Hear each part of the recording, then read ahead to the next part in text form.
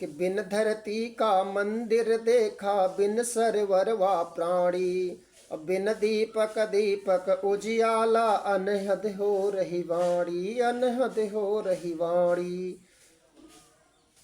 ये पद है निर्वाणी, बोल गुरु मछंदर शरणे जाति गोरख, मछंदर शरणे जाति गोरख बोले, यह पद है निर्वाणी, यह पद है निर्वाणी, यह पद है निर्वाणी। या शब्द पे कोई सूरत लगावे, तीन लोक की जानी, या शब्द के कोई सूरत लावे, तीन लोक की जानी, या शब्द की सूरत लावे, तीन लोक की जानी।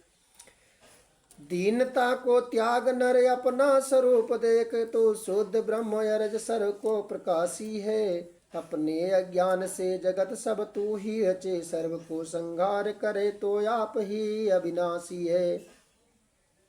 मिथ्या पर पंच देख देख, देखो दिन जन जीव, देवन को देव तू आप सुख राशि है।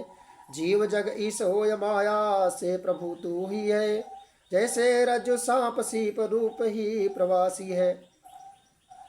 अब बताया गया है पुत्र के बारे में, जिसके बारे में हम कई बार बता चुके हैं कि पुत्र जो होते हैं 4 प्रकार के होते हैं। वैसे कर्जदार, उदासीन और सेवक। कोई कर्ज चुकाने के लिए पुत्रों को आता है, कोई बैरी होता है, कोई उदासीन होता है, कोई सेवक होता है। कोई सेवक पुत्र होगा, वही बुढ़ापे में सेवा करेगा।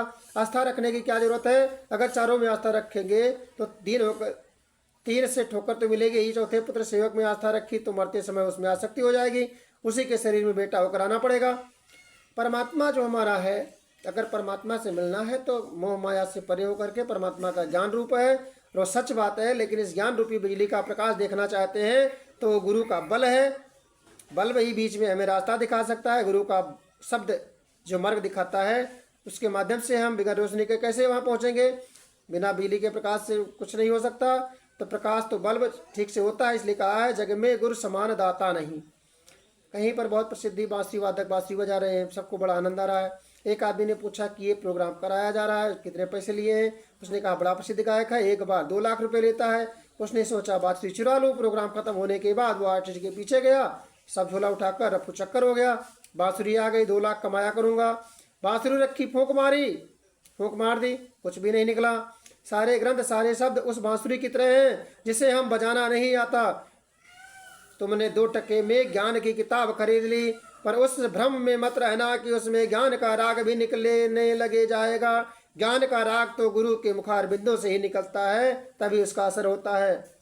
सुनना और समझना सहज है, क्योंकि बाहर से सुन लिया और समझ भी लिया, अंदर में धसा नहीं। और सुनोगे और समझना वृथा है, अंतर में जो धसेगा तो उसका बर्ताव भी उसके अनुसार होगा। सुमिरन सुरत लगाए के मुख से कछ ना बोल, और बाहर के पट बंद कर भीतर के पट खोल। वैराग्य हमारा मन स्वाभाविक ही विषयों की ओर जाता है, उससे इधर से उधर समझाकर ताड़ना देकर घटाना वैराग्य है। ताड़ना, ताड़न अर्थ केवल डंडे से पीटना नहीं होता, आंखों को भी ताड़ना हुआ करती है। दूसरे ताड़न का अर्थ से समझना। आप कहते हैं मैं उसकी बात ताड़ गया। तीसरे ताड़न का अर्थ है रक्षा, अभ्यास मन की स्वभावगत से विरुद्ध, उसे बारंबार प्रभु के स्मरण ध्यान में लगाने की चेष्टा यह अभ्यास है। शरीर, वाणी और मन की जो क्रिया है, जो कर्म है, मान अपमान में मन को शांत रखने वाला ही महान बन सकता है। मान के पीछे अभिमान बड़ा रहता है, खड़ा रहता है। तत्व ज्ञान मनोवासना, यानी जब तक मन और वासना का नाश नहीं होगा तब तक तत्व का ज्ञान हासिल नहीं होगा। अभ्यास से मन की सफाई और प्राप्त होता है, फिर भी स्वरूप का दर्शन इनको अंतर में मिलता है, और आनंद उसको आता है जिसको ब्रह्म का तत्व मालूम है, ब्रह्म ज्ञान मालूम है, जिसका मन इंद्रियों विषयों से अलग होकर के ब्रह्म तत्व में लग गया है, जो निर्विकार हो गया है, निर्विषयी हो गया है। जहाँ काम तहाँ राम नहीं, जहाँ राम नहीं काम, और तुलसी दोनों होत नहीं, रब जननी एक ठाम। काम और प्रेम तिनके वर्ग का ही फर्क है। काम विनाश की तरफ ले जाता है और प्रेम अविनाशी की तरफ ले जाता है। काम में एक दूसरे का शोषण होता है, प्रेम में एक दूसरे का पोषण होता है। काम मनुष्य को आत्मा में ले जाता है और प्रेम मनुष्य को आत्मा में ले जाता है। काम शरीर की खुशामद करवाता है, प्रेम आत्मा की जागृति करवाता है। काम भीतर से बाहर ले आता है और प्रेम बाहर से भीतर ले जाता है।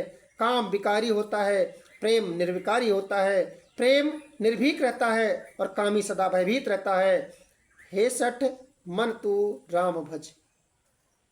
बट वृक्ष का बीज सरसों के दाने जैसा होता है और उसमें कितना विशाल वृक्ष छिपा हुआ है। इस भांति मन में भी करोड़ों दूषित संस्कार समाये हुए हैं। उन्हें देखने वाली दृष्टि बनाओ, उन्हें सावधानी से देखो। जैसे मिट्टी के तेल की बोतल को भली प्रकार से साफ किए बिना उसमें गंगा जल नहीं भरा जा सकता, दूसरे अर्थों में मन को निर्विकार बनाए बिना, मन को साफ किए बिना आप उसमें भगवान को नहीं बिठा सकते।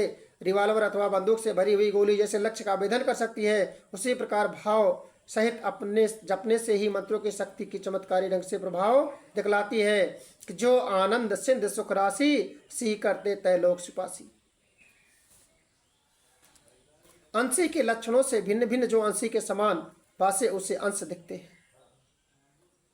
डॉक्टर लोग जब कोई ऑपरेशन करते हैं तो रोगी को क्लोरोफॉर्म सुखाकर बेहोश कर देते हैं ताकि उसे कष्ट न हो।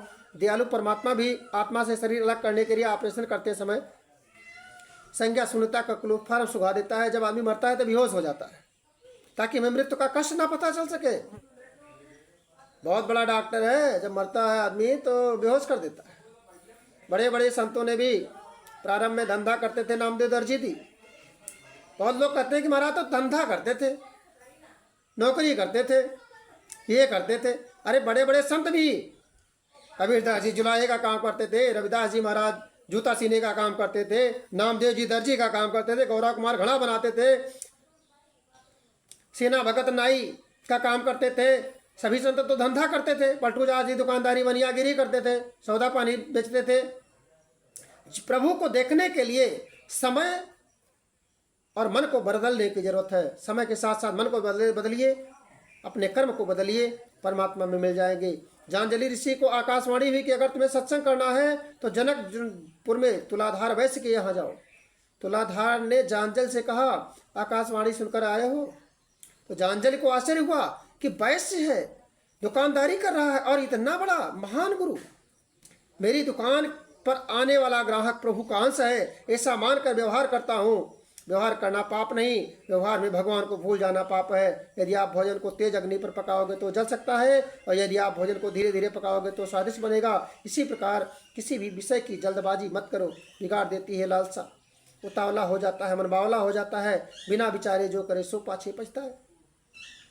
लंका में युद्ध चल रहा था, रावण के बड़े बड़े महारथी युद्ध में मारे जा चुके थे। कुंभकर्ण सोया हुआ था, युद्ध करने के लिए रावण ने उसको जगाया।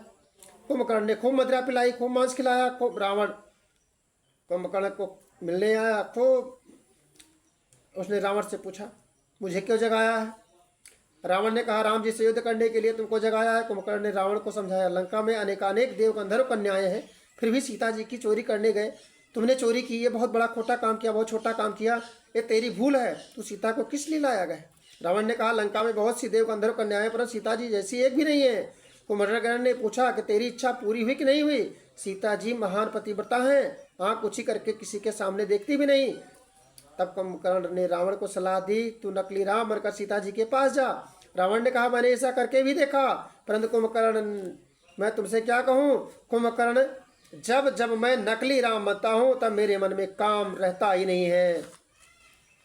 रावण ने तो यहाँ तक कहा कि जब मैं नकली राम बनता हूँ तब तब मंदोदरी में भी मातृ भाव हो जाता है। नकली राम में ऐसी शक्ति है तो असली राम में कैसी होगी? हरे राम हरे हरे कृष्ण कृष्ण हरे हरे राम हरे हरे हरे कृष्ण कृष्ण कृष्ण हरे हरे। आगे सत्संग।